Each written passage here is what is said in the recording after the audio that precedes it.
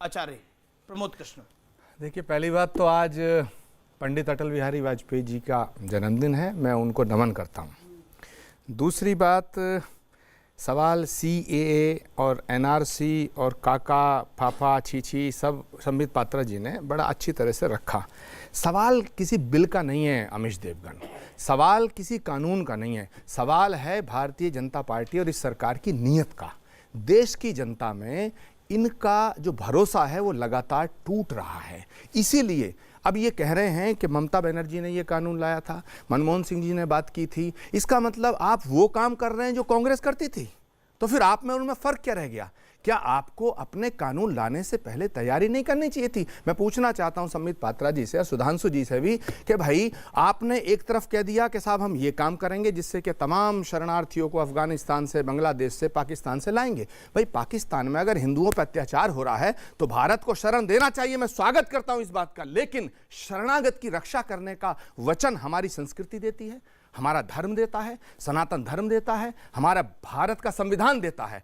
शरणागत की रक्षा करने में भेदभाव करने की जरूरत क्या थी? आपको ये क्या लिखने की जरूरत थी? आप कहते जो शरण मांगेगा उसको देंगे हम, जो शरण मांगेगा। एक सेकंड मुझे पूरा करने दीजिएगा अमीश देवगन, मुझे मैं पूछना चाहता हूं, अगर आप ये कानून लाए और फिर इस कानून से अब पीछे इसकी सफाइयां देनी पड़ रही हैं, तो एक शेर कहना चाहता हूं कि खुश्क नदी में उतरे क्यों, खुश्क नदी में उतरे क्यों, और उतरे थे तो डूबे क्यों? जी सुधांशु त्रिवेदी।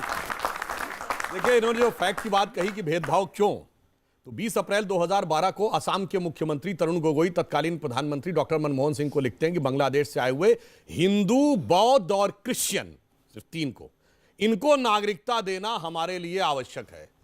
सब लोग देख चुके हैं, कई बार ये टीवी पे आ चुका है। 2003 में मनमोहन सिंह जी बतौर कांग्रेस सांसद असम से तत्कालीन गृह मंत्री अडवाणी जी से कहते हैं कि हिंदू और सिखों को दीजिए, जिसका कि अभी संबित जी ने आपको डिटेल बताया।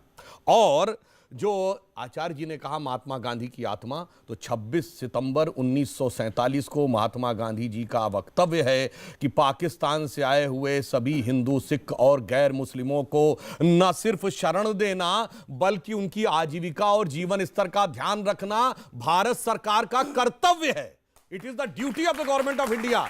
इसलिए जो आपने बात कही गांधी की आत्मा की हत्या किसने की, यह सहज समझा जा सकता है। जो आपने कहा, जो गांधी जी ने कहा, जो राजीव गांधी ने कहा, जो मनमोहन सिंह कह रहे थे और जो तरुण गोगोई कह रहे थे, वो हम कहे, सच तो यह है, मगर कैसा आवरण बनाया गया। इन्होंने कहा अटल जी का जन्मदिन है, तो मैं भी कहना चाहूंगा, अटल जी की एक कविता थी, सच को कैसे छुपाया गया है। भरी दोपहरी में अंधियारा, सूरज परछाई से हारा।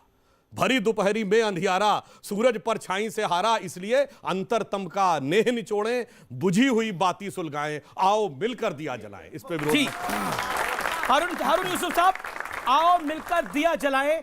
तो आखिरकार यहां तो बसें जलाई जा रही हैं, यहां तो गाड़ियां जलाई जा रही हैं, यहां तो पत्थर मारे जा रहे हैं। क्या कांग्रेस पार्टी राजनीतिक रोटियां सेकना चाहती है दिल्ली से लेकर मध्य प्रदेश तक, मध्य प्रदेश से लेकर राजस्थान तक?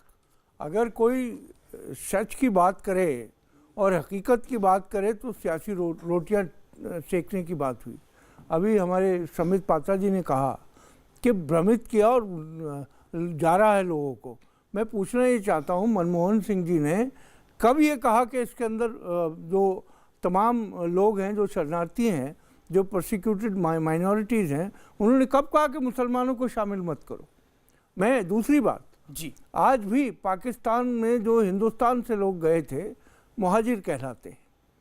बहुत सारे लोग दिल्ली में मेरे पास आते हैं, कोई 14 साल से यहाँ बुज़ुर्ग औरत रह रही हैं, वो परमानेंट चाहती हैं कि हमको यहाँ की शहरियत मिले। तो ये जानबूझ के इसलिए छेड़ा गया क्योंकि इस देश के अंदर नफरत और डर की राजनीति हो रही है। पर अभी आपने बोला कि आपके यहाँ एक मुस्लिम औरत आती है जो चाहती है कि भारत में उनको नागरिकता मिले, यानी भारत में डर तो नहीं है? नहीं, भारत में डर तो नहीं है एक कौम के लिए। देखिए, मैं ये कह रहा हूँ, उनके रिश्तेदार यहाँ पर हैं, अब वो बुजुर्ग हो गई तो उनके भाई ने उनको यहाँ बुला लिया। इस तरह के सैकड़ों केसेस हैं दिल्ली में, दिल्ली के होम डिपार्टमेंट से पता करें।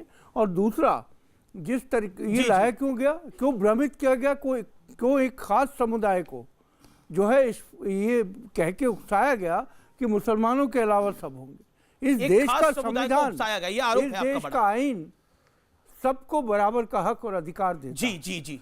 और दूसरा मैं समझता हूं कि जिस तरीके से बार बार लोगों को डराने की कोशिश हो रही है, और मैं संबित जी और त्रिवेदी जी से कहूंगा कि आज देश के अंदर आपके इस कानून का बिल लाने के वजह से हिंदुस्तान में तमाम हिंदू, मुसलमान, सिख, ईसाई एक हो गए हैं।